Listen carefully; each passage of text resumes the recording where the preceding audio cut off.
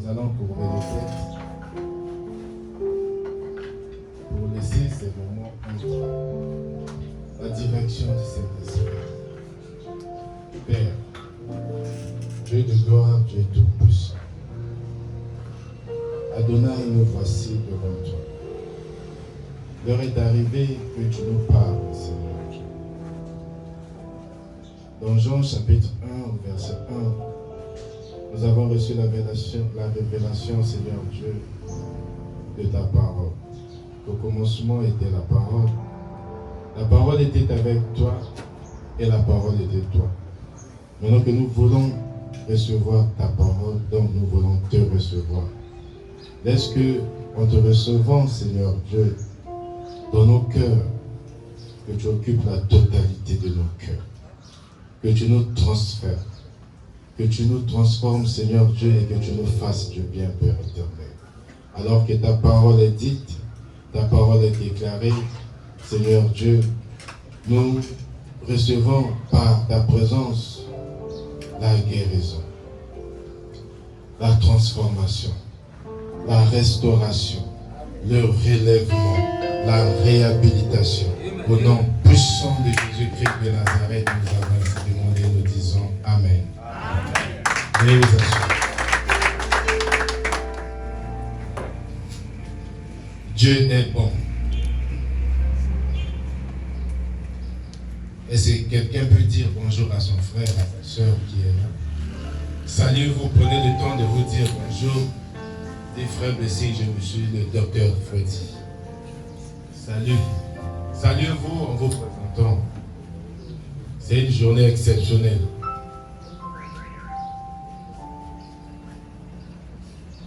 Même quand vous voyez, vous suivez la vidéo avec un retard, s'il y a quelqu'un à côté de vous, dites bonjour. Amen. Amen. La visitation surprenante de Dieu. Nous sommes arrivés au dernier jour. Éphésiens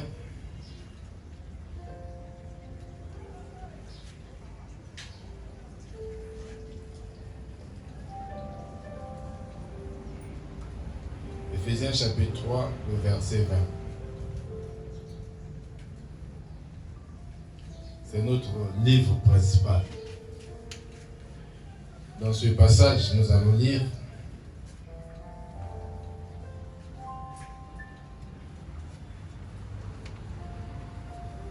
Or, à celui qui peut faire par la puissance qui agit en nous, infiniment au-delà de tout ce que nous demandons ou pensons. Celui qui peut faire au-delà de ce que nous demandons. Je ne sais pas ce que tu demandes. Je ne sais pas aussi ce que tu penses quand tu vas recevoir ce que tu as demandé. Mais Dieu te parle aujourd'hui. Dieu t'a parlé tout le mois qui va faire des choses au-delà de tes attentes. Au-delà de tes attentes. Au-delà de ce que tu as demandé. J'avais déjà expliqué. Tu demandes une parcelle. Quand Dieu te donne une parcelle, tu arrives, tu ouvres le portail, ou tu tombes sur une parcelle qui est déjà clôturée, portail, mais il y a une maison à l'intérieur. En dehors de la maison est bien meublée. Vous avez une piscine, un jardin et des voitures. Et toi, tu t'attendais seulement à une parcelle. Nous avons vu aussi que nous devons croître. Dans Jean, chapitre 1, au verset 12, la Bible dit que ceux qui ont reçu la parole, ceux qui ont reçu Jésus, Dieu leur a donné le pouvoir de devenir enfants de Dieu. Maintenant, étant enfant de Dieu, ça veut dire que tu es né de nouveau. Et quand tu es né de nouveau, la Bible nous dit, et Jésus nous dit que nous devons donc croître. Nous devons grandir pour posséder tout ce dont Dieu nous a déjà donné comme héritage. Nous devons donc passer d'état d'enfant à l'état de fils. Parce qu'un enfant ne peut pas voir, ne peut pas gérer tout ce qui lui appartient. Pour gérer ce qui t'appartient, ce n'est pas ce qui te manque. Ce que tu as déjà, tu dois grandir, tu dois devenir fils. Et la Bible nous dit, pour grandir, nous devons prendre le lait spirituel. 1 Pierre, chapitre 2, verset 2. Le lait spirituel est pur, qui est la parole de Dieu. Nous devons donc s'accrocher à la parole. Et dans Jean, chapitre 15, au premier verset, Jésus dit, vous êtes déjà purs parce que vous avez la parole. C'est cette parole-là qui fait croître. C'est cette parole qui nous permettra d'être à la hauteur, de regarder tout ce que Dieu nous a déjà donné sur la croix comme héritage. Parce que sur la croix, dans Jean chapitre 19 au verset 30, il a dit, j'ai tout achevé. Tout est accompli. Et dans tout est accompli, il y a ce que tu demandes. Il y a ce qui te manque. Il y a tout ton héritage. Il y a ta guérison. Mais aussi longtemps, la Bible nous dit aussi longtemps que l'enfant n'est pas grand, est bébé, il est comme un esclave. On lui fait tout. On lui fait tout. Même ce qui t'appartient, tu ne sais pas que ça m'appartient. Parce que tu n'es pas encore grand, tu es un bébé. Et tu dois grandir. J'avais pris l'exemple d'un bébé qui est là, il ne peut pas voir ce qui est là, sur la chair. Quand il va grandir, il va se rendre compte que les choses sont là. Ça sera comme une surprise. Mais c'est des choses qui sont à lui depuis. Nous avons donc des choses qui nous appartiennent. Nous devons donc grandir et entrer en possession de ces choses.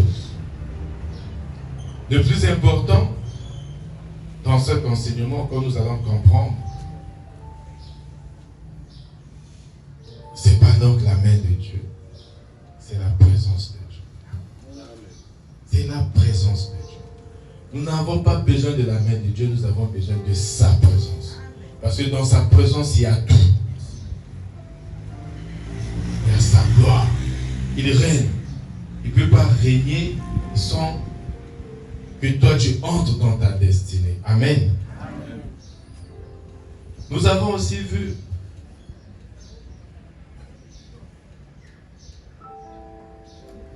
l'importance de la présence de Dieu dans la vie.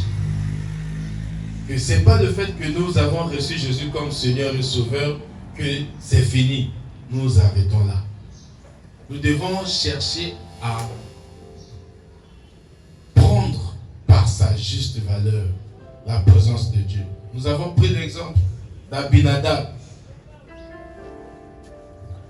Abinadab a vécu longtemps avec l'arche de l'alliance, avec l'arche de la gloire, avec la présence de Dieu, mais n'a pas profité de la présence de Dieu.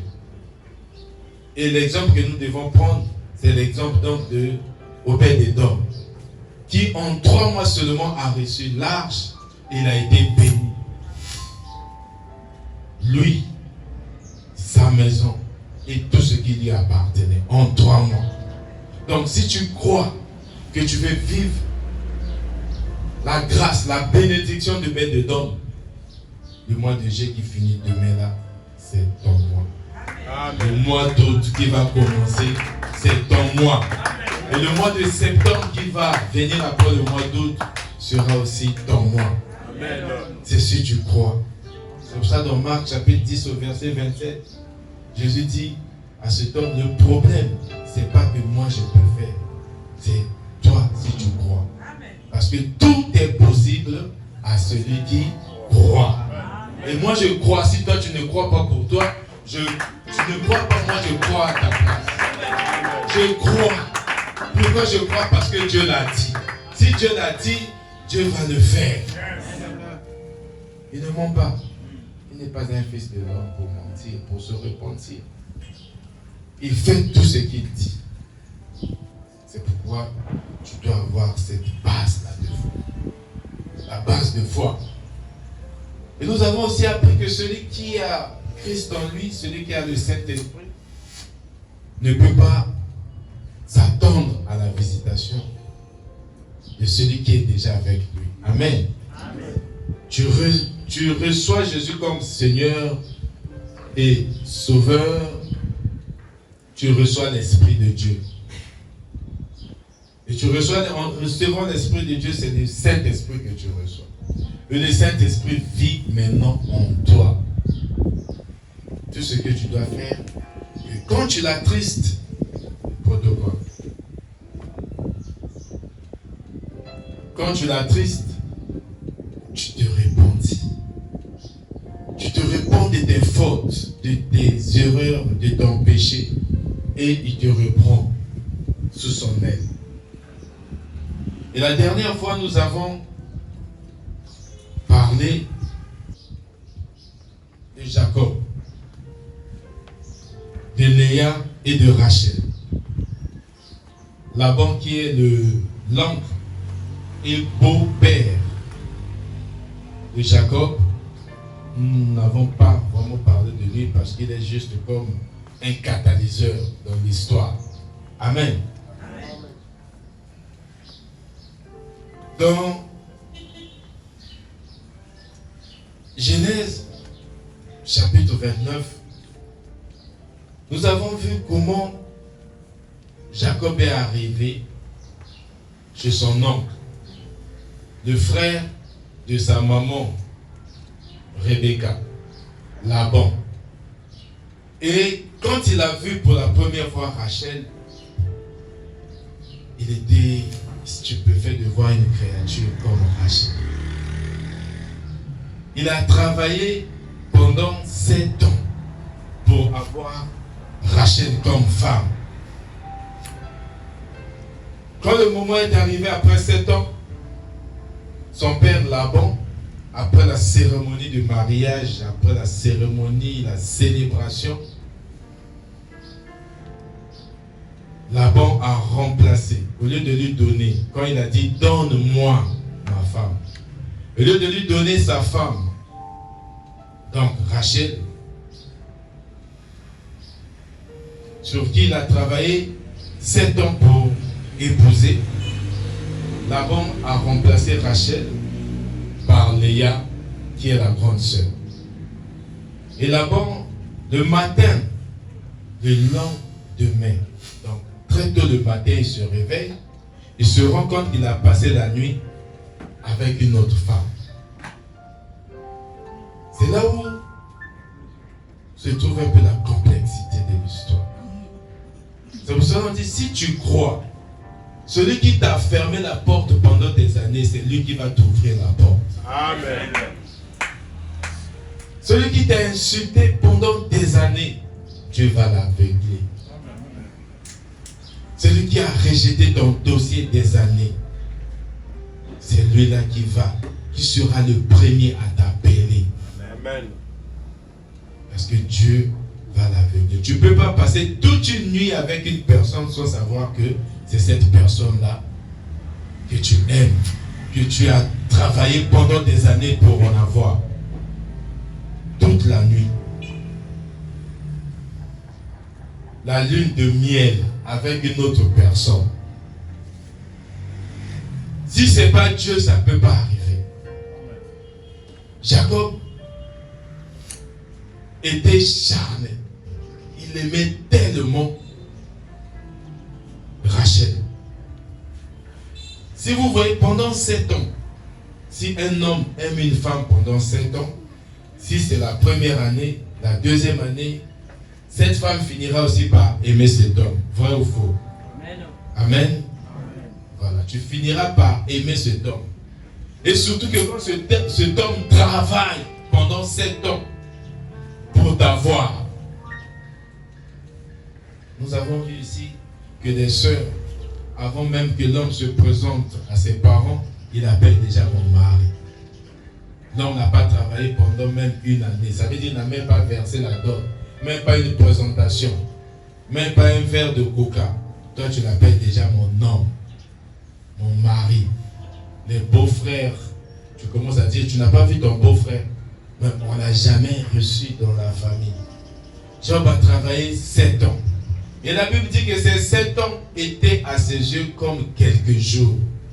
J'imagine que Jacob était très romantique. 7 ans comme quelques jours. Qu'est-ce que nous allons maintenant voir ici?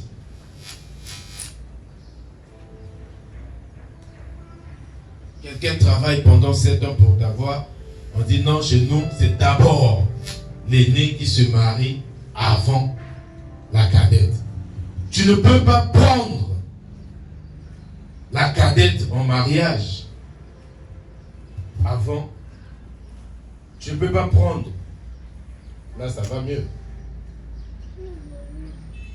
Tu ne peux pas prendre la cadette avant la grande sœur. Mais Jacob était tellement voilé par l'amour. Il n'a pas vu ça. Il a travaillé pour quelqu'un d'autre. Maintenant, mets-toi à la place. Mets-toi à la place de Rachel. Tu attends ton mariage. Et le jour du mariage, ce n'est pas toi qu'on présente. C'est ta soeur. Ou c'est quelqu'un d'autre. Il y a des gens qui attendent des élévations, qui attendent des promotions, qui attendent beaucoup de choses, ça n'arrive pas. Mais qu'est-ce qui se passe à la place? Nous avons lu la fois dernière Genèse 29. Aujourd'hui, nous passons à Genèse 30. Amen. Genèse, vous n'allez pas souffrir à chercher, c'est le tout premier livre. Chapitre 30, le premier verset nous dit: lorsque Rachel vit qu'elle ne donnait point d'enfant à Jacob, elle porta envie à sa sœur. Et elle dit à Jacob: donne-moi des enfants ou je meurs.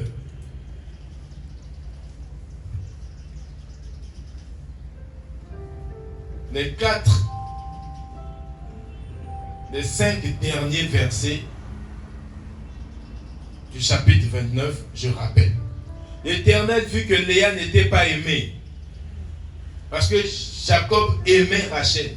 Il a travaillé 7 ans pour Rachel. Mais par accident, il épouse Léa. Tu ne peux pas aimer une telle personne. Tu ne peux pas. Et la Bible dit aussi que Léa avait des yeux délicats. Mais c'est calé. Donc la laideur physique de Léa se trouvait, c'était imposée par ses yeux. Et Jacob avait vu pour la première fois Rachel. C'était pas Léa. Amen. Dans le verset 32, nous dit: Léa devint enceinte et enfanta un fils à qui elle a donné le nom de Ruben. Car elle dit: l'Éternel a vu mon humiliation et maintenant mon mari m'aimera. Léa adorait maintenant Dieu. Il ne se lamentait pas du fait que son mari ne l'aimait pas. Mais elle commençait à adorer Dieu tout le temps. Et je dis à quelqu'un: arrête de te lamenter. Arrête de pleurer. Adore ton Dieu. Appelle à l'existence ce qui n'existe pas. Parce que ça t'appartient déjà. Amen. Et au verset 33, la Bible dit: elle devint encore enceinte. Quand elle était enceinte, elle a accouché, elle a dit: Seigneur, comme tu m'as donné cet enfant, je crois, j'espère que maintenant mon mari va m'aimer. Et quand elle a encore eu un enfant, elle a répété: l'Éternel a entendu que je n'étais pas aimé et il m'a aussi accordé celui-ci. Et elle donna le nom de Siméon. Elle n'a pas cessé d'adorer Dieu parce qu'elle n'avait pas encore la réponse. son mari ne l'aimait toujours pas. Il a dit, l'Éternel sait que je ne suis pas encore aimé par mon mari. Cette fois-ci, je l'appellerai Siméon. Le verset 34. Elle devait encore enceinte. Ça, c'est la sélection des enceintes, de encore. Elle devait encore enceinte et enfanter un fils et elle dit, pour cette fois, mon mari s'attachera à moi. On ne peut pas s'attacher si on n'aime pas. Ça veut dire que l'amour commençait à venir. Il a dit maintenant cette fois-ci, il va s'attacher. Parce que l'amour commence à venir. Donc, comme il y aura l'amour, maintenant mon mari va s'attacher. Elle ne faisait qu'adorer et appeler à l'existence. Il a vu l'amour, mais elle veut que le mari s'attache. Et toi, quand ton mari sort, qu'est-ce que tu fais? Quand ton mari boit beaucoup, qu'est-ce que tu fais? Quand ton mari n'est pas trop présent dans la maison, qu'est-ce que tu fais? Quand ton mari n'est pas trop responsable, qu'est-ce que tu fais? Est-ce que tu sors dans la rue pour critiquer ton mari avec tes copines? Ou tu mets tes genoux au sol pour prier, pour adorer Dieu, pour dire que demain, mon mari ne rentrera pas ivre, pour dire que demain, mon mari donnera l'argent du marché comme il se doit. Amen. Amen. Voilà. Léa n'était pas belle comme Rachel, mais elle avait un cœur disposé. Elle adorait Dieu et elle aimait adorer Dieu. Et Dieu aime l'adoration. Amen. Le verset, là il donne le nom de Lévi, qui donne la tribu de Lévi. Verset 34, 35. Elle devint encore enceinte et enfantait un fils. Et elle dit, cette fois, je louerai l'Éternel. Pourquoi elle doit louer l'Éternel? Parce qu'elle a tellement adoré l'Éternel. Elle peut maintenant louer l'Éternel parce que l'Éternel a exaucé sa prière. L'Éternel a exaucé ses prières, ses adorations. Et quand on voyait Léa, j'imagine, elle était seulement dans la joie. Joie. Elle faisait que chanter. Parce qu'elle a dit l'Éternel a écouté mes prières. Amen.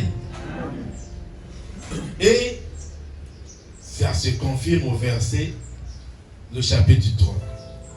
Lorsque Rachel vit qu'elle ne donnait point d'enfant, elle était aimée mais elle ne donnait plus d'enfant. Quand un homme voit que là, je n'ai pas d'enfant, là-bas il y a des enfants, il s'attache plus. Quelle que soit ta beauté, quel que soit ce que tu fais, l'homme va s'attacher à la femme qui lui donne des enfants.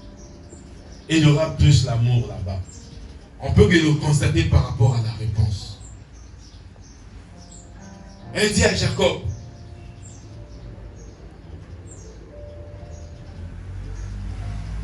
la première des choses qui arrive, c'est ce que nous devons éviter dans la vie.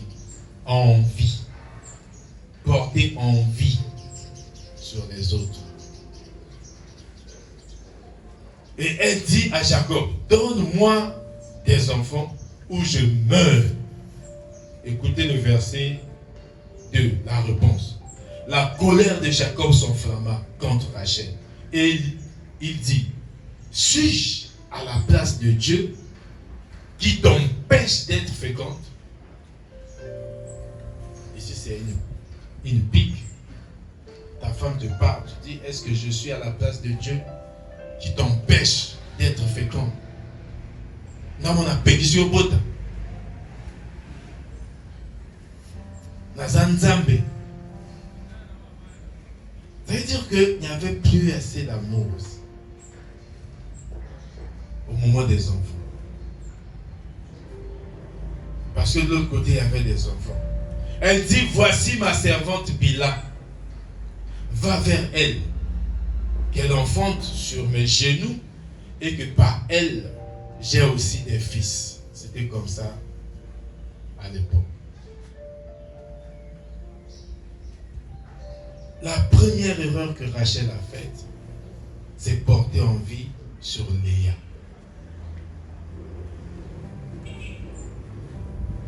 Porter envie sur Léa, sa sœur. Souvent, nous ne célébrons pas, nous avons du mal à célébrer le succès des autres. Amen. Nous avons du mal à se réjouir de la réussite des autres. Amen. C'est un problème. Quand vous lisez Jacques, chapitre 1, verset 13, essayons de lire.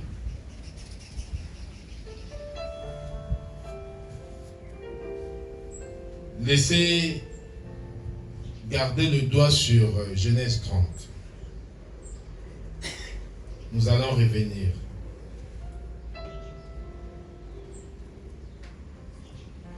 Jacques chapitre 1 verset 13. Que personne, lorsqu'il est tenté, ne dise « c'est Dieu qui me tente », car Dieu ne peut être tenté par le mal. Et il ne tente lui-même personne. Verset 14. Mais chacun est tenté quand il est attiré et amorcé par sa propre convoitise. Pour la convoitise, lorsqu'elle a conçu, enfante le péché. Et le péché, étant consommé, produit la mort. Amen. Amen. Voilà. Là où nous conduit les envies. Tu dois célébrer. Tu dois te réjouir du succès de l'autre. Amen. C'est très important dans la vie. Quand vous êtes dans une famille, tu vois ton frère. Si tu es un frère, tu vois ton frère s'épanouir. Tu vois ton frère tout le temps en train de faire des choses qui lui réussissent toujours chaque fois. Il faut être content. Ne te mets pas à critiquer ta soeur avec les autres. Ne te mets pas à critiquer ton frère parce que ce qu'il fait lui réussit. Parce qu'il fait des choses merveilleuses. Parce que tout ce qu'il fait est productif. Et chez toi, ça ne marche pas. Vous savez, quand tu es dans le manque, tu as l'impression que tout ce qui te cherche, tout ce que tu cherches, tout ce qui te manque, c'est tout le monde qui a ça. Amen. Tu as l'impression que ce qui te manque, même tout le monde a la facilité d'avoir, mais toi tu n'as pas ça. Et quand c'est comme ça, c'est pour ça que la Bible dit dans Osée chapitre 4, verset 6, que mon peuple périt par manque de connaissance. La connaissance, c'est un ensemble d'informations. Quand vous avez un ensemble d'informations, tout le temps vous avez ces informations seront comme une révélation. Et tu ne seras pas détruit. Matthieu chapitre 7, verset 12 nous dit quoi? Ce que tu veux pas qu'on te fasse, ne le fais pas aux autres. Ça veut dire que ce que tu veux qu'on te fasse, fais-le aux autres. Si tu veux que tu aies du succès, commence à te réjouir du succès des autres. Amen. Amen. Sans savoir que ce que tu es en train de faire, c'est ce que tu veux que ça t'arrive. Et ça va t'arriver. Parce que la Bible dit que c'est les lois et des prophètes. Amen. Ça ne passe pas. Réjouis-toi du bonheur des autres. Amen. Ah, il y a quelqu'un qui a changé, qui m'a mis tout là. Même parfois c'est dans le mal. Ah, il y a quelqu'un qui a passé Victor. Il parle de Sila, Jésus, il parle de Yéka. Ana grâce à Bamabala. C'est toujours lui. Pourquoi lui, pas moi? Pourquoi lui, pas moi? Au contraire, tu dois te dire comme lui ou comme elle. Dieu l'a donné, donc Dieu va aussi me donner. Réjouis-toi. Réjouis-toi du succès des autres. Commence par là. Commence par là. Il y a des gens dans des services, ils travaillent avec un chef. Ils ont peut-être le même grade, mais c'est lui à qui on a donné la fonction. Il envie l'autre. C'est lui qui a la fonction. Vous avez le même grade. tous colonel. Mais lui, il a la fonction. Donc tu dois être son collaborateur. Ça te gêne, ça te dérange. Au contraire, réjouis-toi. Réjouis-toi. Célèbre la victoire des autres. Célèbre les succès des autres. Vous savez, l'une des raisons de la chute de Saül, c'est parce qu'il était contre les succès de David. Il n'aimait pas les succès de David. Contrairement à son fils Jonathan. Dieu dit à Samuel, ne perds pas de temps sur Saül, je l'ai déjà rejeté. Jonathan a eu la révélation que c'est David qui sera roi. Ça se passe quelques jours. Mais David a été déjà oint à l'âge de 12 ans. Il attendait juste la confirmation. Toi, souviens-toi de Jérémie chapitre 1, verset 5. Que avant la fondation de ce monde, Dieu t'avait déjà choisi, t'avait déjà mis à part. Et avant que tu sortes du sein de ta maman, il t'avait déjà consacré. Mais pourquoi tu jalouses l'autre? Dieu nous donne, Dieu met certaines personnes sur notre chemin pour que nous prenions aussi, pour que nous ayons aussi parfois une percée. Mais nous rejetons souvent ces personnes parce qu'ils sont plus compétents parfois que toi. Erreur. David avait tué Goliath. Mais quand David était dans le péril, Dieu lui a donné des vaillants guerriers. Ils étaient plus forts que David. Mais ils n'ont pas hésité à servir sous David. La Bible dit qu'un pouvait tuer 300. Il tue à tel point que l'épée s'accroche, colle sur sa paume de la main. Parce qu'il tue. Mais David n'a pas fait ça. David ne les avait pas rejetés. Dire qu'ils sont plus forts que moi. Au contraire, quand tu as quelqu'un, tu as un frère qui est puissant. Tu as un frère qui connaît. Tu as un frère qui a de la sagesse. Tu as un frère qui est riche. Attache-toi à lui. Attache-toi. Serre-le. Serre sous lui. Quand tu serres, tu es en train de grandir. Tu es en train de grandir. Ne porte pas envie sur l'autre. Je ne sais pas s'il y a quelqu'un ici. Amen.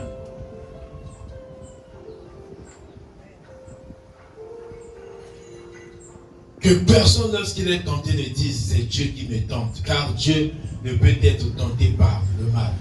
Et il ne tente lui-même personne.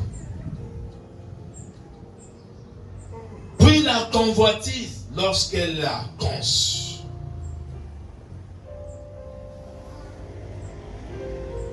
enfante le péché.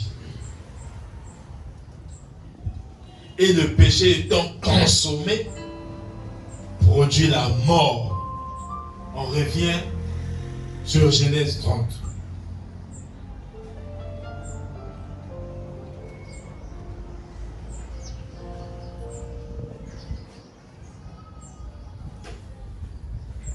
Elle lui donna pour femme, verset 4, Bilha, sa servante, et Jacob alla vers elle. Bilha devint enceinte et enfantait un fils à Jacob. Rachel dit, Dieu m'a rendu justice, il a entendu ma voix et il m'a donné un fils. C'est pourquoi elle appela du nom de Dan. Ce n'était pas le fils de Rachel, c'était le fils de Bilha, sa servante. C'est pas elle a envié l'autre pour rien.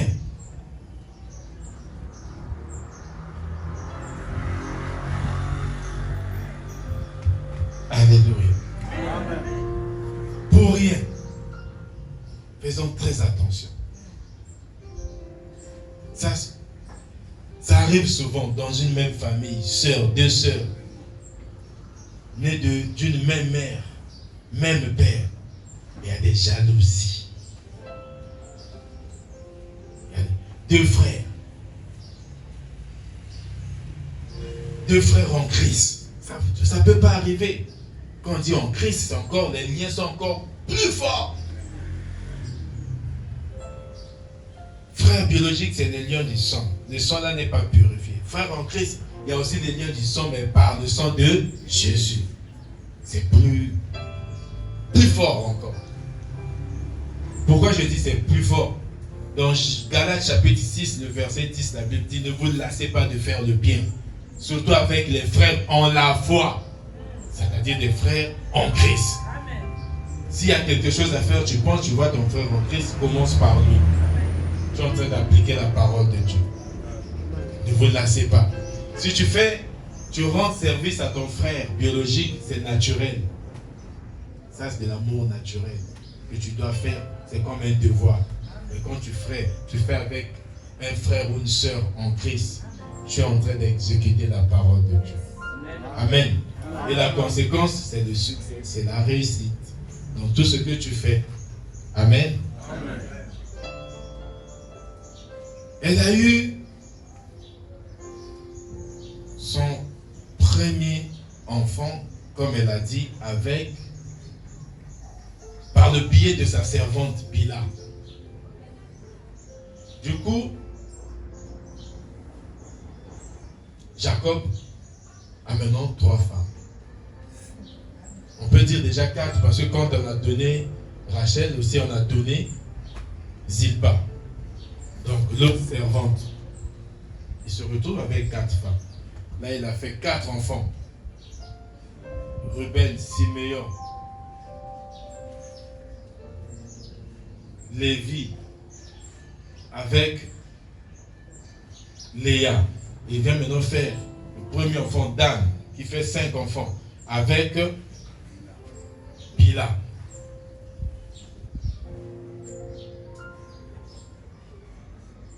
Rachel dit: Dieu m'a rendu justice. Est-ce vraiment c'est la justice de Dieu? Il y a des choses que nous faisons, on veut mettre Dieu dedans. Dieu n'est pas dans ça. Parce que Dieu, lisons Psaume 66, à partir du verset 8. Le Psaume 66, à partir du verset 8. Vous êtes fatigué des passages? Ce n'est pas ma parole. Vous venez écouter la parole de Dieu. La parole de Dieu se trouve dans la Bible. Psaume 66.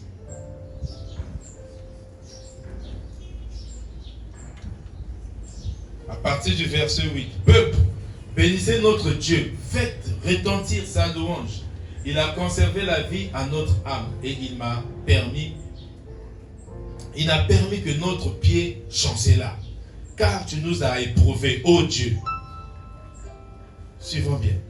Car tu nous as éprouvés, ô Dieu. Tu nous as fait passer au creuset comme l'argent. Tu nous as amenés par le filet. Tu as mis sur nos reins un passant fardeau. Tu as fait monter des hommes sur nos têtes. Nous avons passé par le feu et par l'eau. Mais tu nous as tirés pour nous donner l'abondance. Amen. Voilà David. Tu peux passer par le feu. On peut mettre des gens sur ta tête. Tu peux passer des mois et des mois. Mais Dieu finira toujours par te ramener à la place de l'abondance. Amen. À ta place. Si Rachel cherchait la présence de Dieu, elle n'allait pas demander, elle n'allait pas envoyer son mari vers sa servante. Mais elle vivait remplie d'amertume dans son cœur. Remplie de jalousie. Elle ne faisait qu'envier. Donc tout le temps elle regarde qu'est-ce qui s'est passé là-bas dans sa maison. Qu'est-ce qui se passe chez l'autre là-bas. Vous savez, quand vous avez l'envie vous enviez quelqu'un. Même quand la personne n'a pas mangé pour vous, vous pensez que tous les jours elle mange correctement. Elle a porté en vie.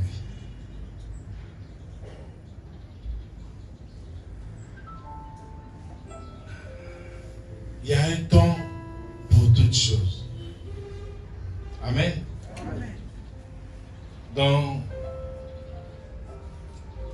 Ecclésiaste chapitre 3, le verset 11 au verset 12, la Bible dit, il y a un temps pour que la chose soit bonne.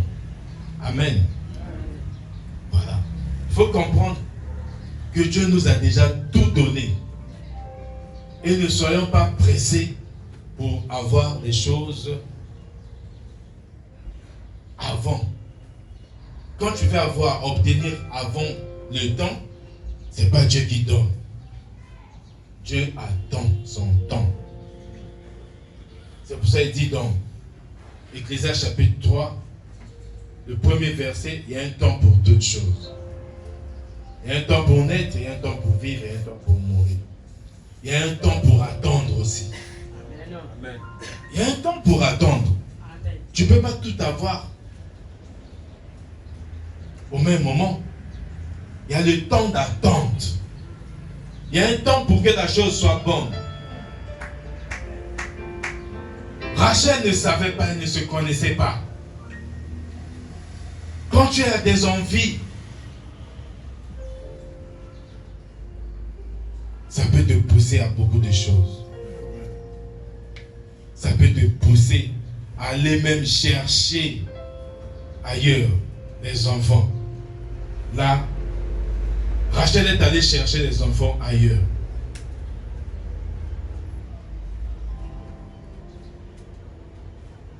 Et pourtant, elle était là.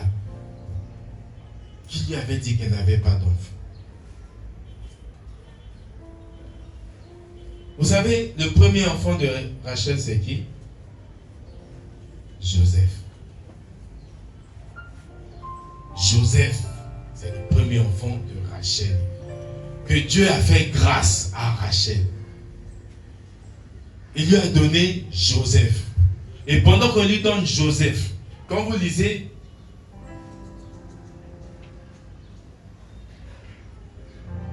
Genèse, chapitre 31, verset 31.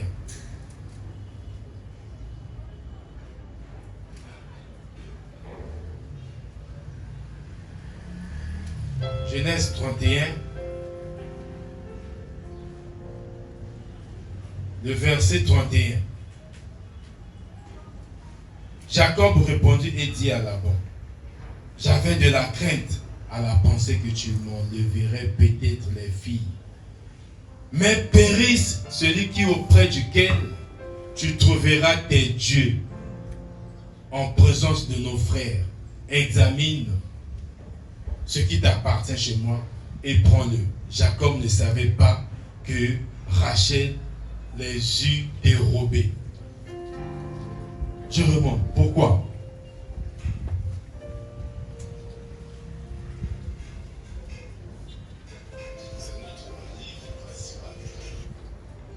Pourquoi?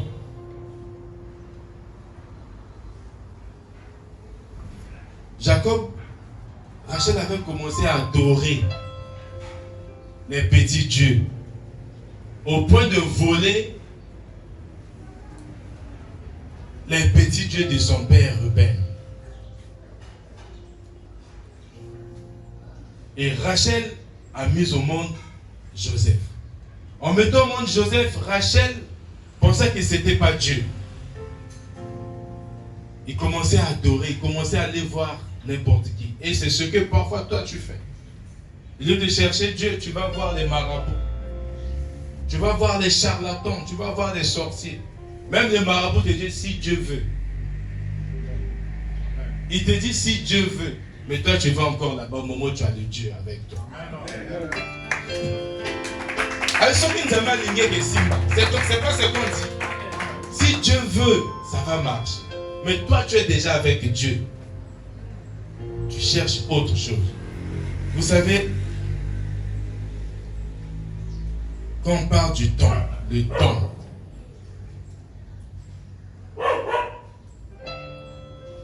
le temps que Dieu utilise, le temps en grec est exprimé ou expliqué par plusieurs mots. Mais les plus usuels, les plus utilisés, les plus pratiques, c'est chronos. Le temps qui vient du chronomètre, le temps existe. Mais en dehors du temps qu'on appelle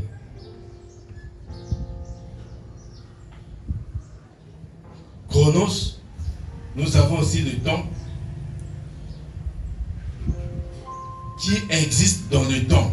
Dans le temps, dans le temps. Krenaios. C'est le temps de Dieu, l'instant du temps.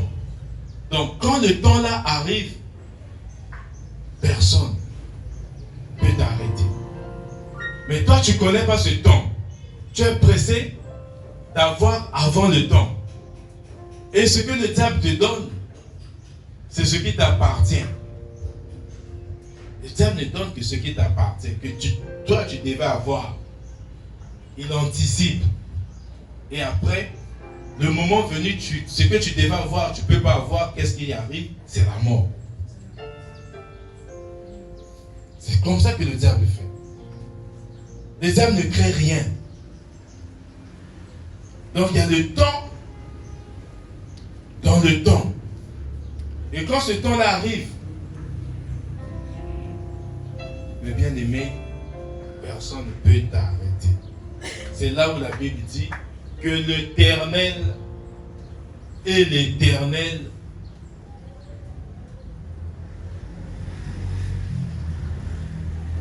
pense et l'Éternel se souvient. Est-ce que l'Éternel oublie? Non. Et l'Éternel se souvient de Rachel. Il lui donne un enfant. L'Éternel attendait le temps pour que Rachel soit enceinte. C'était un temps. Il y a des expressions comme ça. Nous allons prendre ça rapidement.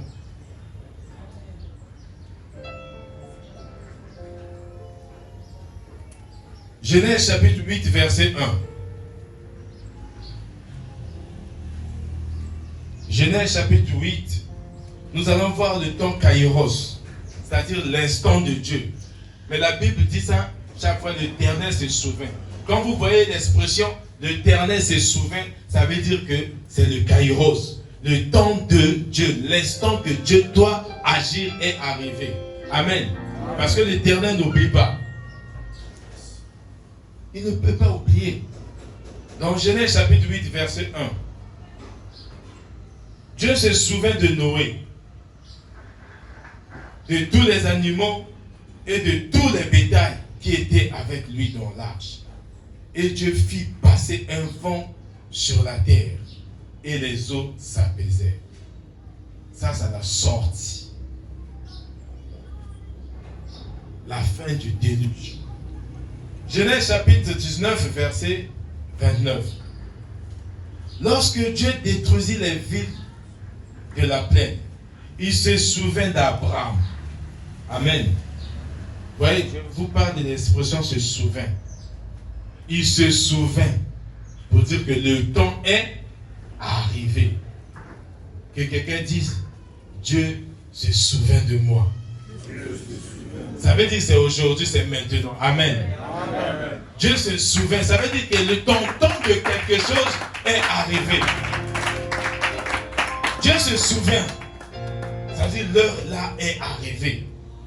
Dieu se souvient d'Abraham et il fit échapper Lot du milieu du désastre par lequel il bouleversa les villes où Lot avait établi sa demeure.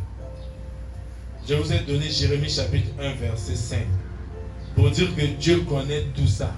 C'est avant la fondation du monde. Donc Dieu ne peut pas oublier. Avant que tu ne sortes, lui t'avait déjà consacré. Consacré à quoi? À ta vie. À ce que tu vas faire d'exceptionnel. Genèse, là où nous sommes, on revient sur Genèse chapitre 30, le verset 22. La Bible dit, Dieu se souvint de Rachel. Amen. Voilà. Dieu se souvint de Rachel. Il exauça et il la rendit féconde. C'est le temps de Dieu. Dieu n'est jamais en avance. Amen. D'aucuns pensent que Dieu est en avance. Ah, déjà? Non. Si ça arrive, ça veut dire que c'est le temps.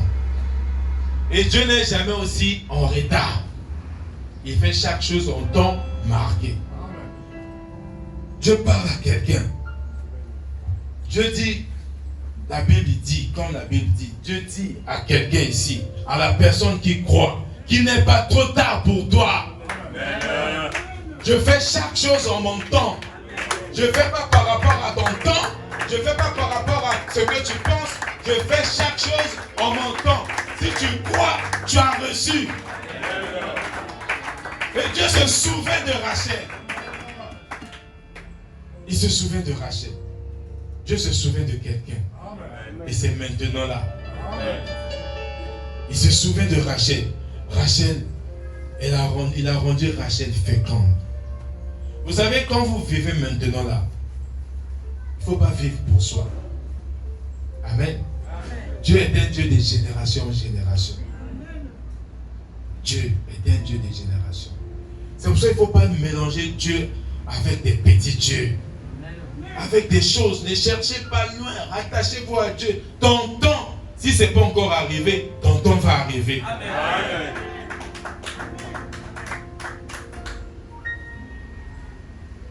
Ton temps va arriver. S'il s'agit du travail, tu auras du travail. Amen. Adore Dieu. Amen. Tu peux déjà commencer à sortir avec un sac en main, comme si tu travaillais déjà. Si c'est un enfant que tu attends, dès que ce mois finit, pour le mois d'août, commence à préparer la layette. Prépare la layette. Commence à acheter petit à petit. Et avant que tu auras tout, que tu finisses tout, tu vas tomber enceinte. Dieu va te rendre fécond.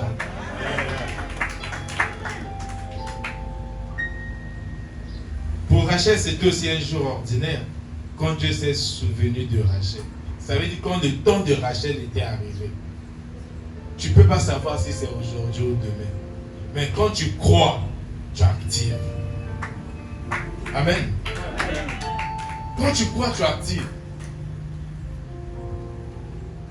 Nous ne vivons pas pour nous-mêmes. Vivons pour notre génération. Vous voyez, Rachel avait volé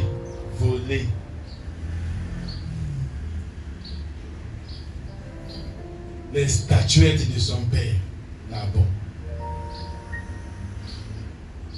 Ça veut dire que quand tu as des envies sur quelqu'un, ça te pousse à toucher à des trucs. Au lieu de te glorifier, au lieu de te réjouir du succès de l'autre, toi tu commences à faire des fétiches, tu commences à, pour qu'on te regarde. Rachel était belle. Mais Léa avait ce qui était un désavantage aux yeux des hommes. Ça lui donnait un avantage aux yeux de Dieu. Amen. Rachel, qui était belle, attendait le mariage 7 ans.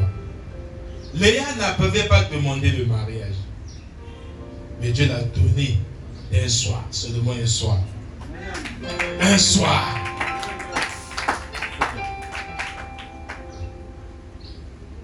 Léa n'était pas jalouse de Rachel quand Jacob travaillait pendant 7 ans.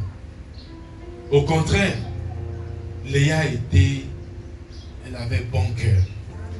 Elle se plaisait dire, elle était contente que sa soeur se marie. Et à la place de sa soeur, c'était elle. Matthieu chapitre 7, verset 12. Ce que tu veux qu'on te fasse, fais-le aux autres. Amen. Tu attires, fais-le aux autres.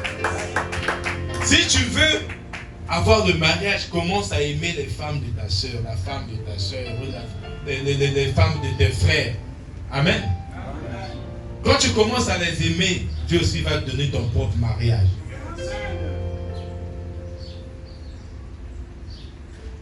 Si dans le quartier, il y a quelqu'un qui travaille, qui a des voitures, qui fait, commence à l'apprécier, à être content de lui. Dieu va te donner ton propre travail. Si c'est l'élévation, réjouis-toi de l'élévation de celui qui est là actuellement.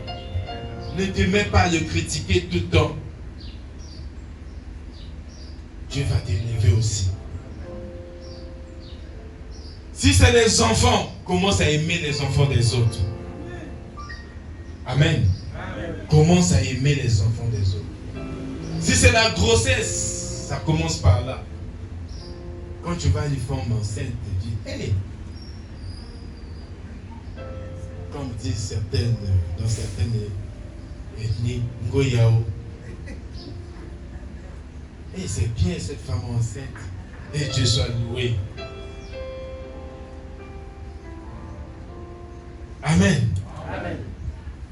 Rachel en volant, pendant Rachel vivait, elle ne savait pas que dans son ventre, quand elle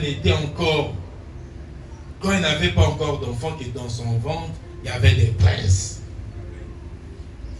Tu ne sais pas.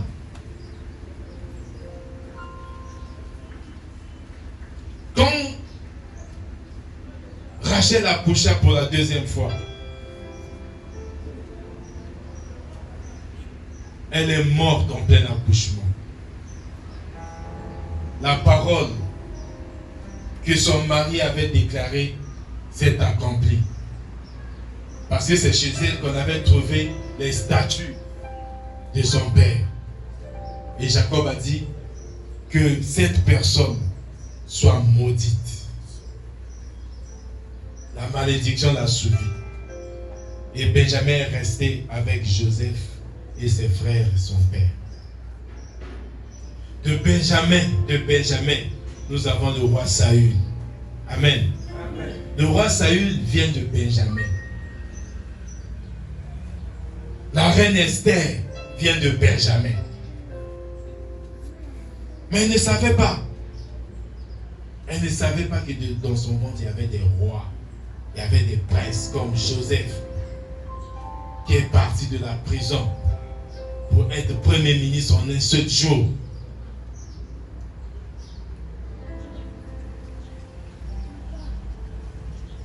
David, c'était une image, il avait un cœur terrible. Jonathan s'attacha. Jonathan s'attacha à David. Il ne s'est pas dit que non, Saül. Mais Saül était rejeté. Jonathan a dit à David, tu seras roi, il ne faut pas avoir peur. Mon père ne va pas te tuer parce que Dieu m'a montré que je travaille avec toi. Jonathan a eu la vision. Il n'est pas rentré dans sa vision. Il est mort. Parce qu'il s'était attaché à quelqu'un que Dieu avait rejeté. Saül. Tu as ta grâce. Tu as reçu la révélation de la parole de Dieu. Maintenant, tu vas t'attacher à quoi? À ce que Dieu rejette. Ce qui est dans le monde. Où tu vas t'accrocher, t'attacher à la parole pour l'accomplissement de ta promesse.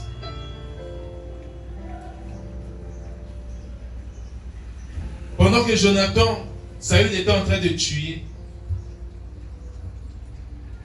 et de désobéir à Dieu, Jonathan aussi était là. Et il est mort. Il a dit que le Dieu que nous prions, c'est un Dieu de génération en génération. Ce que nous faisons maintenant là, c'est ce qui détermine aussi l'avenir de nos enfants, des enfants de nos enfants, de nos arrière-petites familles. Parce que quand David est arrivé au trône, il a demandé, y a-t-il personne de la descendance de Jonathan, de Saül par Jonathan? Vous avez déjà entendu parler de Méphibosheth, qui ne savait pas qu'il devait un jour manger sur la table des grands. Il a dit, cherchez-moi un descendant de Jonathan. Parce que Jonathan avait tissé, lié une alliance avec David. Mon frère, conserve ton alliance avec Dieu. Amen. Ton alliance avec Jésus-Christ. Amen.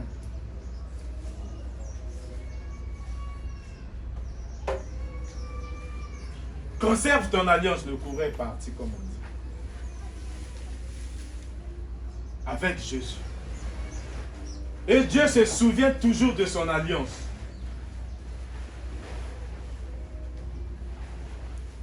La Bible, on a lu. Dieu s'est souvenu de Jacob. Plus tard. Avant, Dieu s'est souvenu d'Abraham. Parce qu'il avait l'alliance. Même les enfants d'Israël, quand ils étaient en esclavage, il y avait des cris, il y avait des pleurs. Dieu s'est souvenu de son alliance avec Abraham pour libérer les enfants d'Israël en esclavage.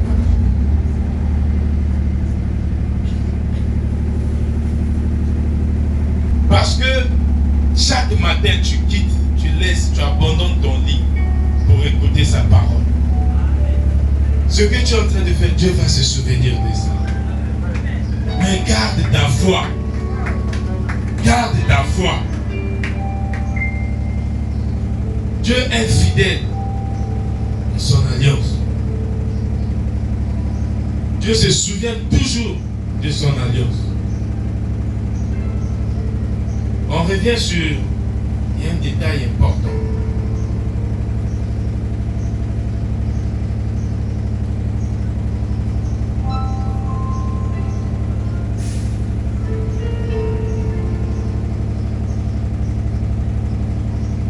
Dans 1 Samuel chapitre 1 verset 19.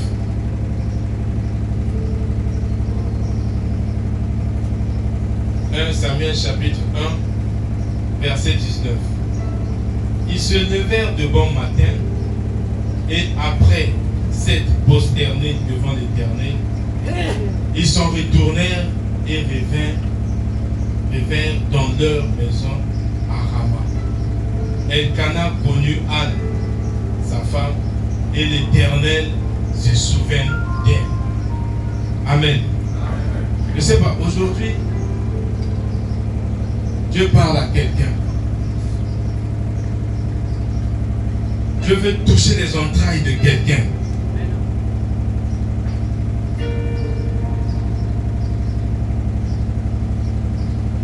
Anna, qui pendant des années cherchait d'enfants. Mais le jour-là, Dieu s'est souvenu. Ça veut dire que son temps aussi était arrivé. Tout ça là pour dire que Dieu fait chaque chose ensemble. Ne cherche pas ailleurs. Ne va pas à gauche, à droite. Pour ton problème, Dieu a fixé un temps. Amen. Dieu a fixé un temps pour ton problème. Toi-même, tu connais ton problème. Ce que tu peux faire, c'est le comportement dans ton attente.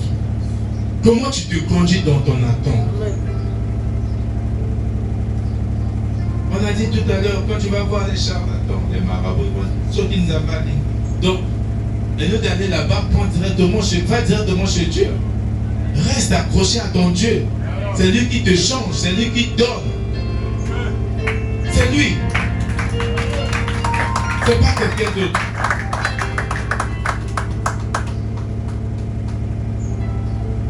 Dans Galates chapitre 4, verset 4. Galates chapitre 4. Verset 4. Mais lorsque les temps ont été accomplis, que quelqu'un dise pour moi les temps sont accomplis pour moi. Oh, dis avec foi. Les temps sont accomplis pour moi. Lorsque les temps ont été accomplis, Dieu a envoyé son Fils. Amen. Et pourtant le monde souffrait depuis. Je ne sais pas si vous imaginez. Le monde avait le besoin d'un sauveur depuis la dispensation de la loi. Parce que avec 613 lois, personne ne peut être sauvé. Personne ne peut être béni. Donc le monde avait besoin d'un sauveur. pour résumer la loi. Pour résumer la loi en amour. Mais Jésus n'était pas venu depuis tout ce temps. Il a attendu, il fallait que les temps soient accomplis. Je ne sais pas si quelqu'un comprend quelque chose. Il ne faut jamais se dire que Dieu m'a oublié. Jamais. Dieu n'oublie personne. Il fait chaque chose en son temps. Souvenez-vous même de l'histoire de cette femme dans Marc chapitre 5, verset 25, qui dit: si je puis seulement toucher le bout du vêtement de Jésus. Quand elle est arrivée, elle touchait le bout du vêtement de Jésus. Mais avant, il y avait déjà un centurion qui était là en train de parler, de dire que mon enfant est malade. Alors qu'il parlait, cette femme-là a touché le bout du vêtement de Jésus. Jésus, celui qui ne suit pas peut dire que Jésus a oublié ce centurion romain, Jairus, qui parlait de son enfant à Jésus. Mais Jésus s'est d'abord occupé de cette femme. Il a dit: qui m'a touché? Je déclare que quelqu'un va attirer l'attention de Jésus par sa foi. Quelqu'un va attirer l'attention de Jésus-Christ par sa foi. Alors que Jésus est en train de faire autre chose, de goûter Jairus, cette femme-là, tellement elle avait la foi. Elle a dit: si je peux seulement. Et quand elle cherchait, elle rompait parce qu'elle avait mal. Donc elle rompait pour toucher, elle a touché le talit de Jésus. Et Jésus a senti une décharge sortir en lui. Il dit: qui m'a touché dans la foule? Il a dit: dans la foule, tu demandes qui t'a touché. Il y a beaucoup de gens, tout le monde offre, mais non, il y a quelqu'un qui a touché. Est-ce qu'il y a quelqu'un ici qui va toucher Dieu par sa foi? Quelqu'un m'a touché. Et les gens disent quoi à Jairus? Ça ne sert à rien. Arrête d'importuner le maître. Ta fille de 12 ans est déjà morte. Et Jésus a fait quoi? Jésus s'est retourné. Il a regardé Jairus. Il a dit: ne crains pas, mais crois seulement. C'est-à-dire, ne t'occupe pas de ce que les gens racontent par rapport à ta situation.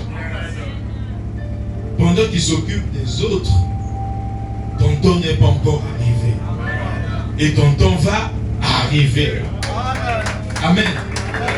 Ce n'était pas le temps de Jairus. Ce n'était pas le temps de l'enfant de Jairus. C'était le temps de cette femme qui avait activé sa foi. Si je peux seulement toucher le bout du vêtement de Jésus. Il y a des gens qui disent seulement aussi un samedi. Moi, dès que j'arrive au culte au CCFT, il suffit de m'asseoir sur la chaise. Amen. Voilà, pour avoir cette foi-là, c'est maintenant difficile. Quelqu'un dit: dès que j'ai passé, il y a des gens qui veulent seulement que je dois toucher seulement le pasteur. Ou le pasteur doit m'imposer, on doit me mettre l'huile, on doit me faire ceci. Non! C'est ta foi. Ce n'est pas le pasteur qui te sauve. Ce n'est pas le prophète qui te sauve. C'est ta foi. Si on tape sur concordance pour regarder, ta foi t'a sauvé. Chaque fois, c'est ce que Jésus disait. Ta foi t'a sauvé. Et aujourd'hui et maintenant, ta foi va te sauver. Ta foi va te sauver. C'est pas autre chose, c'est ta foi. Qu'est-ce qui s'est passé? Jésus, après avoir fini avec cette femme,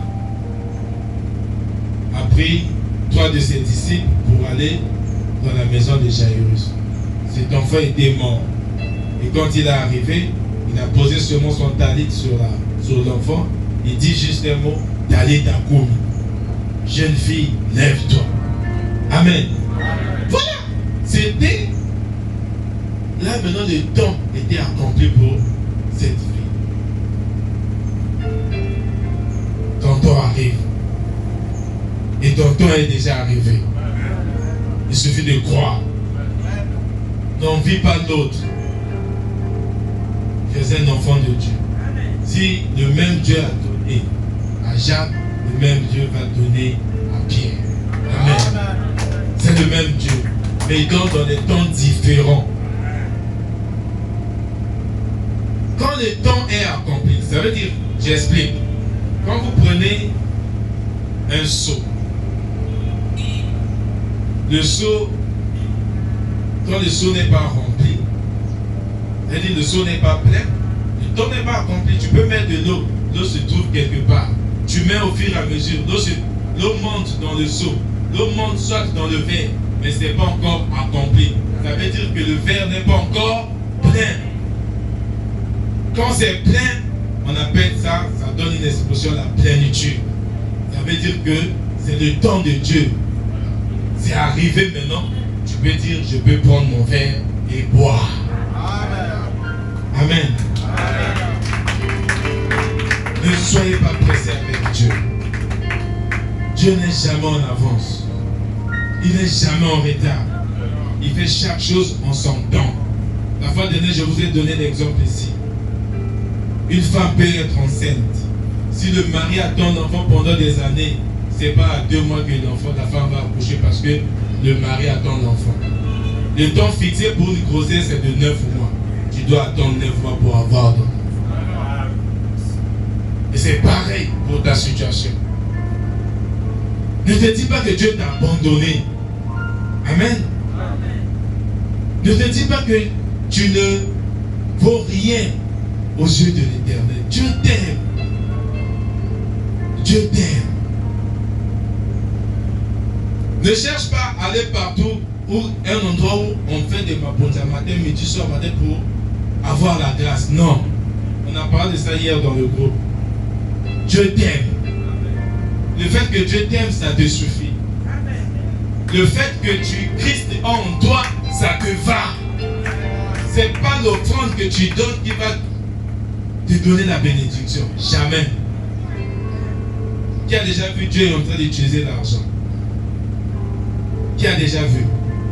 Dieu fait un marché, Dieu a acheté des trucs. L'or et l'argent lui appartiennent. C'est lui qui te donne. Et quand il te demande que tu donnes, c'est pour un besoin particulier. C'est pas que on achète des bénédictions avec l'argent. Je dois donner des offrandes, je dois donner ceci. Non. Tu dois tout faire de bon cœur. Selon ce qu'il te dit dans Colossiens chapitre 3, verset 23.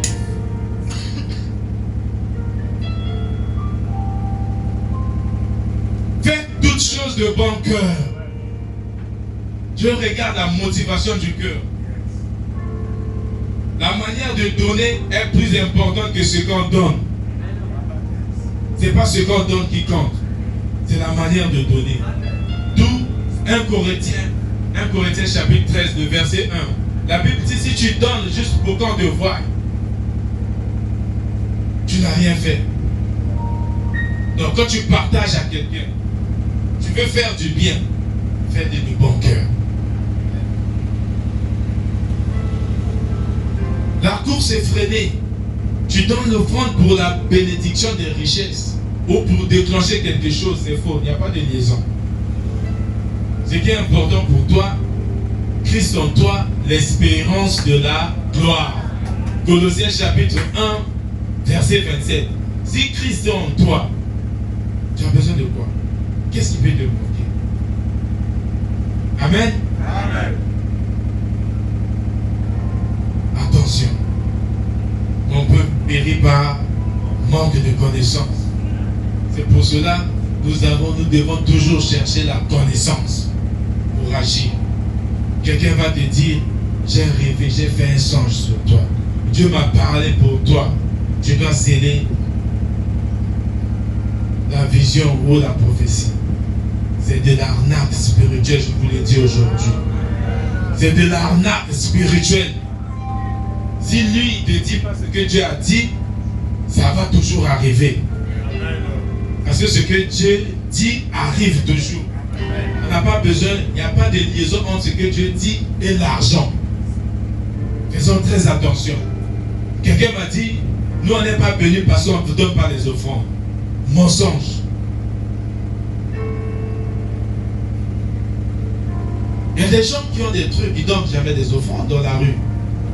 Ils ne connaissent pas Dieu, ils ne donnent pas d'offrande, mais ils ont des voitures, ils ont des châteaux, ils ont donné quelle offrande? Non. Faites attention avec la parole de Dieu. On n'est pas béni parce qu'on ne va pas de corbeille. Non. Mais quand Jésus dit que vous êtes déjà purs parce que vous avez la parole.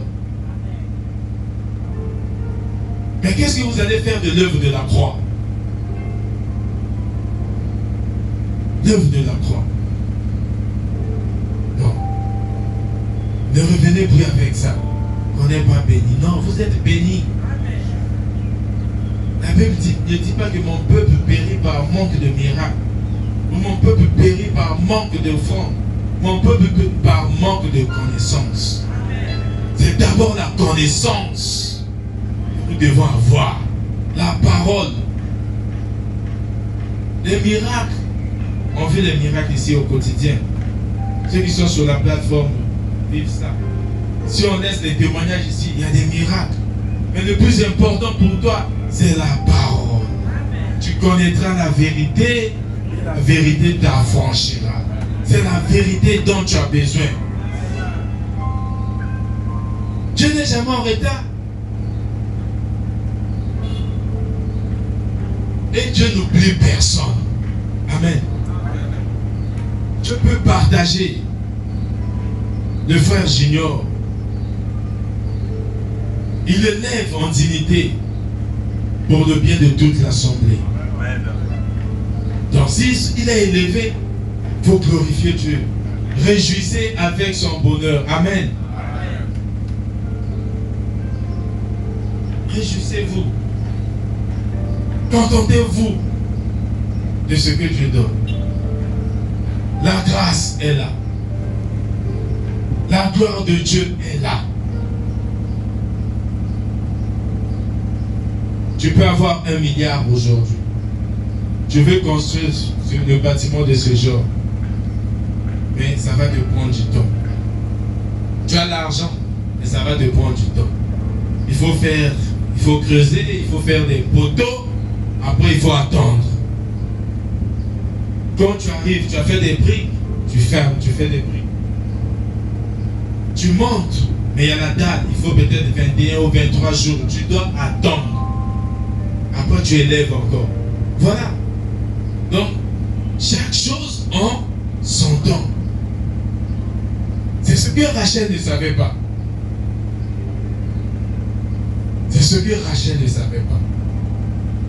Maintenant que tu as compris, tu as reçu la révélation. Si tu t'attaches à ton Dieu, tu arrêtes avec tout ce qui est charnel.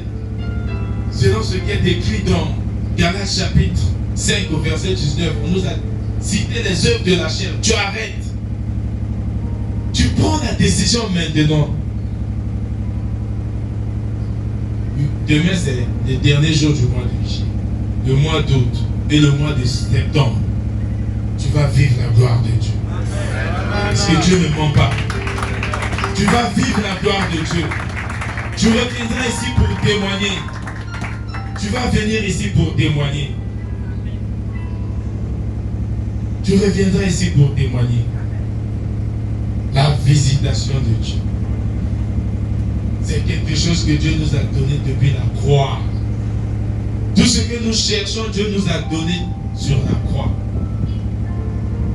Maintenant, il y a un temps, quand les temps sont accomplis, les choses arrivent. Mais pendant l'attente, comment tu peux faire? Job a vécu des multitudes de preuves. À la fin, dans Job chapitre 42, verset 2, il dit: je sais que tu peux toutes choses et rien ne peut te résister. Amen. Cherchez tout d'abord. Cherchez tout d'abord le royaume et la justice de Dieu. Le reste vous sera donné. Le reste vous sera donné. Ça veut dire quoi? Pendant que vous êtes en train de faire la justice, vous cherchez la justice, le royaume de Dieu, c'est-à-dire vous êtes en train de pratiquer l'amour dans le sens profond. L'amour. Vous donnez sans s'attendre à quelque chose au retour. Le temps, quand le temps arrive pour chaque chose, vous l'obtenez. Le temps arrive, vous l'obtenez. Amen. Il y a des gens qui ont fait des jeûnes et prières pour avoir quelque chose.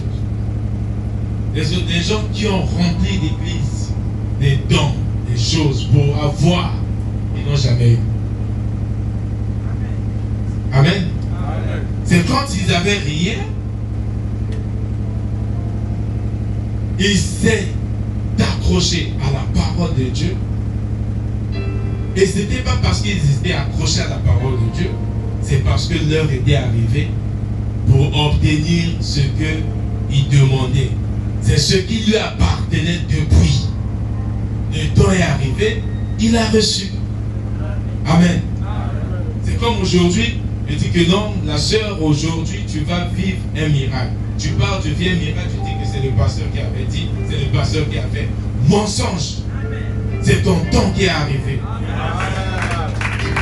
C'est ton temps.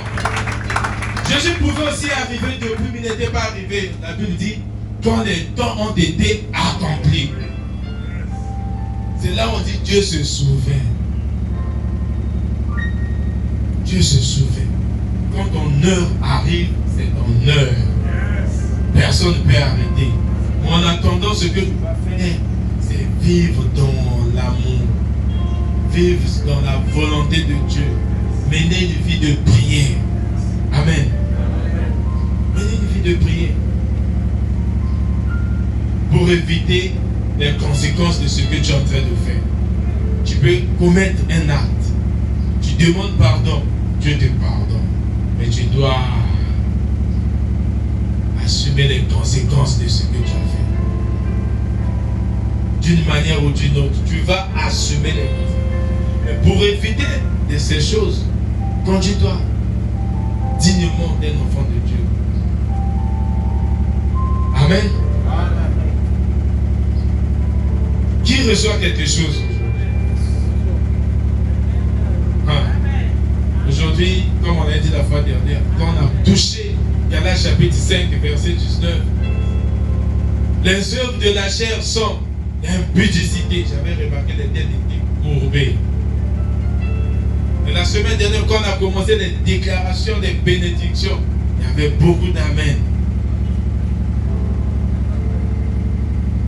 Quand on a commencé ce thème, on a dit Dieu ne peut pas, tu ne peux pas t'attendre à la visite de quelqu'un qui vit avec toi. Amen. Si réellement tu as reçu Dieu comme ton Seigneur, tu as reçu Jésus comme ton Seigneur et Sauveur, Dieu vit avec toi. Amen. Romains chapitre 8, verset 31.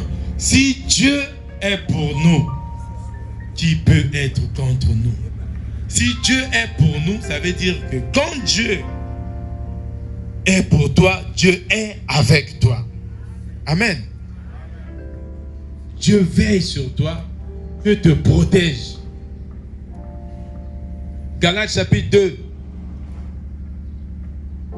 verset 20, Paul dit, Christ j'ai été crucifié avec Christ, ressuscité avec lui. Si je vis maintenant, ce n'est pas moi, ce n'est plus moi qui vis, mais Christ qui vit en moi. Je reprends encore Colossiens 1, 27. Christ en nous, l'espérance de la gloire. Nous devons donc expérimenter la gloire de Dieu. Alléluia. Amen. Nous allons expérimenter la gloire de Dieu. Je déclare au nom de Jésus que quelqu'un va expérimenter la gloire de Dieu.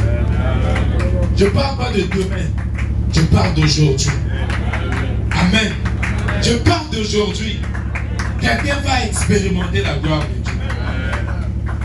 L'accélération, l'accélération. Dieu est souverain aussi. Dieu est souverain. Vous voyez cette femme qui demande à Jésus la bénédiction. Jésus dit, on ne peut pas donner la nourriture des enfants aux petits chiens. Pourquoi Jésus disait ça? Il y a des gens qui traitent Jésus de raciste. Ils ont traité que Jésus était raciste et Jésus avait de parti pris. On dit on ne peut pas donner ce qui appartient aux Juifs, aux Samaritains. Parce que l'heure n'était pas encore arrivée. Cette femme dit, Mais ce que les enfants mangent sur la table, les miettes qui tombent, les petits chiens peuvent manger ça. Jésus a dit, ah, ta foi est grande. Ta foi est grande. Je n'ai jamais vu en Israël quelqu'un avec tant de foi qui te soit donné selon ta foi. Ça veut dire que Jésus n'était pas encore passé sur la croix. C'est après la croix que ça devait arriver. Cette femme a eu le surnaturel. Je déclare le surnaturel dans la vie de quelqu'un. Le surnaturel dans la vie de quelqu'un. Maintenant tu te lèves. Lève-toi et profite de cette grâce. Déclare le surnaturel dans ta vie maintenant. Ce qui tu devais avoir peut-être dans 10 ans, ce qui devait arriver dans 10 ans, dans la souveraineté de Dieu, par ta foi, Dieu te donne ça maintenant. Le surnaturel. Quelqu'un va vivre ça aujourd'hui. Quelqu'un va vivre le surnaturel demain. Quelqu'un va vivre son surnaturel au mois d'août, au mois de septembre. Élève ta voix. Déclare. Prophétise. Prophétise toi-même dans ta vie. Parce que dans Ézéchiel 37, Dieu a demandé à Ézéchiel de prophétiser sur les ossements desséchés. Prophétise dans ta vie. Si tu crois maintenant là, cette femme avec vous, et tu vas vivre réellement une visitation surprenante au nom de Jésus. Je déclare le surnaturel dans la vie de quelqu'un. Je déclare le surnaturel dans la vie de quelqu'un. Ce que tu n'arrivais pas à faire par toi-même, maintenant là tu vas le faire. Ce que tu as cherché des années, Dieu va te donner. Tu vas le recevoir maintenant au nom puissant de Jésus-Christ de Nazareth. Déclare le surnaturel. Quelqu'un va vivre le surnaturel. Quelqu'un va vivre le surnaturel. Quelqu'un va vivre le surnaturel. Au nom puissant de Jésus-Christ. Au nom puissant de Jésus-Christ.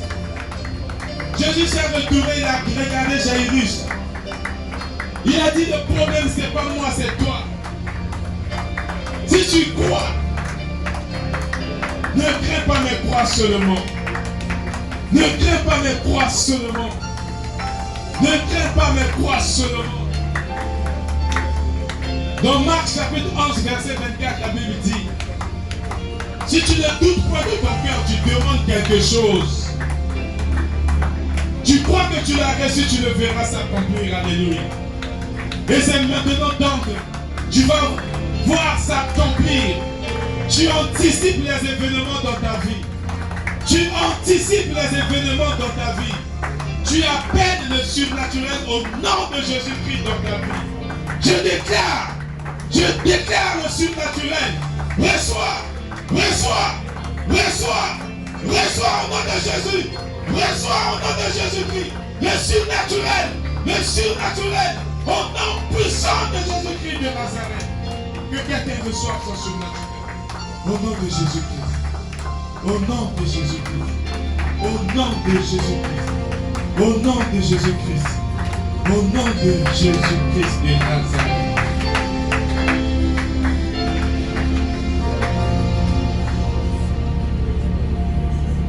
Père éternel, Dieu Tout-Puissant, merci pour ta présence en ce jour. Merci pour ta grâce particulière aujourd'hui. Seigneur Dieu,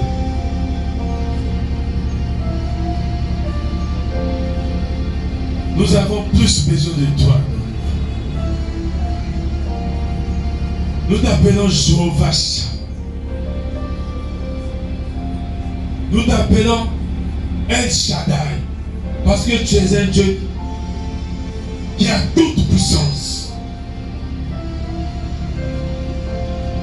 Le surnaturel, Père éternel. Tu accélères l'accomplissement du temps. Comme tu as fait pour cette femme samaritaine. Laisse que Père éternel, par la foi qui se dégage ici, que quelqu'un reçoive, Père éternel, selon sa foi. Tu as dit dans Psaume, chapitre 107 au verset 20, que tu envoyais ta parole, la parole est guérie. Laisse que ta parole qui a été dite ici guérisse quelqu'un. Que ta parole, Saint-Esprit, transforme par ta puissance ceux qui l'ont reçu aujourd'hui et ceux qui le reçoivent au travers des médias, Seigneur Dieu. Parce que ta parole a une forte puissance. Ta parole a une forte efficacité. Parce que ta parole, c'est toi, Seigneur Dieu. Merci, Seigneur Dieu, pour ces mots. Merci, tendre Père, pour ton amour. Merci pour cette visitation, Seigneur Dieu, surprenante, Père éternel. Merci d'accélérer, Seigneur Dieu, l'onction dans la vie de quelqu'un, dans la vie de tes enfants ici présents, Père éternel. Laisse que tu règnes et que ton nom soit élevé au-dessus de leurs problèmes. Au nom puissant de Jésus-Christ de Nazareth. Merci pour ton amour. Nous voulons que ta parole, Seigneur, demeure en nous, afin que nous puissions être dignes, d'être appelés dignes, des enfants dignes de toi, et que tu sois fier de nous, au nom de Jésus-Christ. Amen. Amen. Que Dieu vous bénisse.